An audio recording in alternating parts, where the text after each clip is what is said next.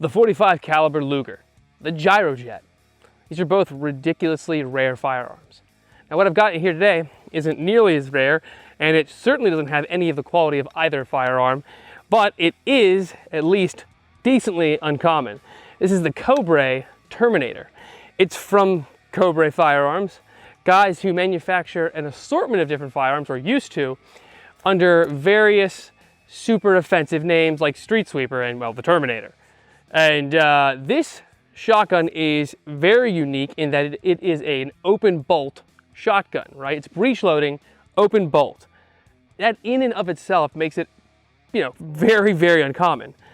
But what's really, really special about it, the stock extends, the way that this gun actually touches off shot shells. Watch this. So first press down this little safety here, which is the extractor. Put the cocking tube forward and up. You'll notice the barrel just extended. Now watch when I pull the trigger and it's on fire. That's right. The whole barrel assembly pushes the shot shell against a firing pin located at the base of the receiver tube. So this is actually adding extra recoil to a breech loading shotgun. If you're thinking, that's the worst thing I've ever heard, it might be. It's pretty terrible. I would say that on a scale of 1 to 10, where 1 is a light tap on the back by a weak-handed nurse, and 10 being an elephant gun rested on your chin, this is about an 8. It's freaking miserable, even with the lightest loads. Now, I know you're thinking to yourself, well, this guy, look, he's a small dude. What the hell is he talking about? He doesn't know anything about this gun. I'm sure it's not that bad.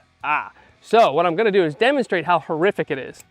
First, put this gun safe, empty, and set it aside. We need a control. Something to demonstrate how much recoil this shell should have. So, toss in my earplugs, because unfortunately, this shotgun is very loud. This is my personal Ithaca 37. This is the same basic model that our guys carried into the tunnels and the jungles of Vietnam. Now this model in particular is a feather light model, so it doesn't weigh very much, but it does have a cuts compensator. Now the round of choice today we'll be firing through these guns is Winchester's AA birdshot. Now this is, let me see, 1 1/8, right? It is very, very light. Now I'm gonna put in another shell in here. There we go. Let me fire off 2 rounds real fast, make sure it's on fire. And, because I am blind without these,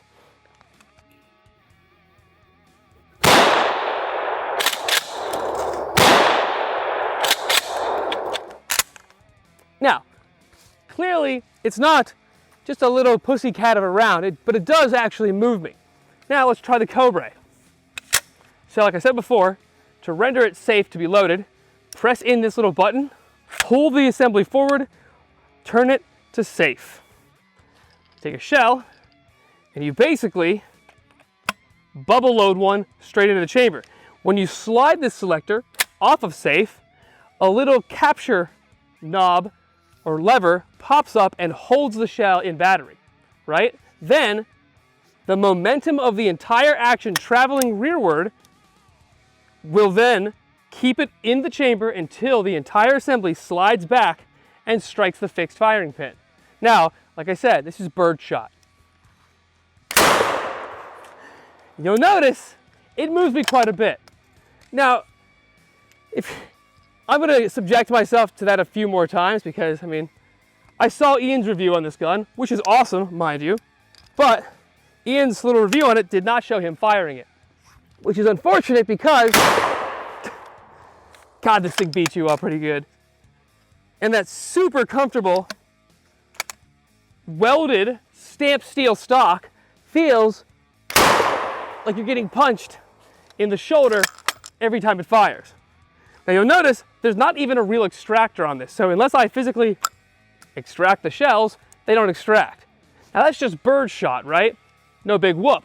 But this firearm was toted as a self-defense weapon. So I've got my go-to home defense round, some Hornady critical defense. First, we'll toss one into our Ithaca.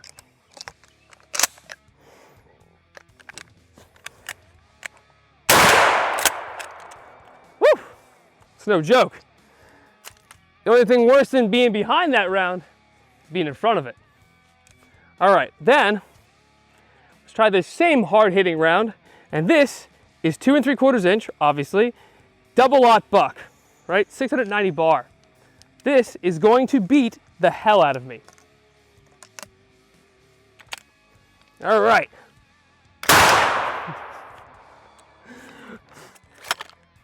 Holy cow. It's literally like someone's butt stroking you with the shotgun, which I guess is good because it kind of toughens you up, because after you shoot at somebody with this, if you don't stop them, they're gonna beat you to death with it, because it's not semi-automatic, it's not magazine fed, it's breech loaded. So every single shot, you'll have to manually operate the firearm. Now, let's see that one more time in slow-mo so you can appreciate how much it really beats up a little guy like me.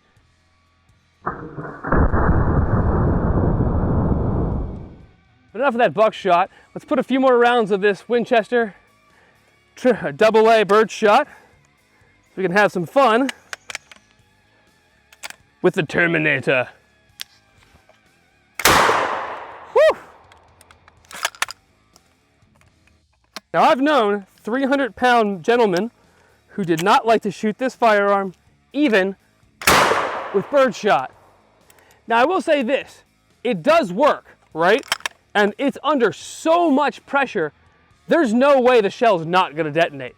And the firing pin is fixed. So if something were to happen, like this thing went down in the field, you could always take an old nail, bend it in there, and I'm sure it would at least function for a few rounds, or long enough for your average partisan to be able to steal an occupant's weapon, right? Because that's what this thing really feels like. It feels just like the Liberator pistol, right? It's crudely made, but it's overbuilt, it's single shot, and it really is, it's bizarre in its construction, it's bizarre in its layout. This collapsible stock is, I mean, it makes sense for the gun that it was designed for, like a submachine gun, but a shotgun like this, it doesn't make any sense at all. I mean, other than the compactness of the entire design, I mean, there are so many better firearms out there for the money. I would I would caution anyone purchasing these for their bug out kit.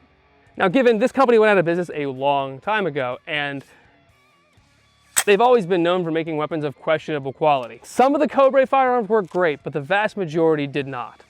This, unfortunately, represents the same level of quality, per se, as the old firearms, but I will give it this, it is 100% reliable. I mean, this recoil spring is big enough and powerful to be like a mattress spring. It's ridiculous. You'll also notice one of the interesting things about the weapon, and this really goes towards its purpose, is it lacks any sort of rear iron sight whatsoever. Now, the front sight is extraordinarily robust. It looks to be about an 1/8 inch thick of steel, the front of which appears to be they cut a small portion of the base out and then bent it up to make a front sight post.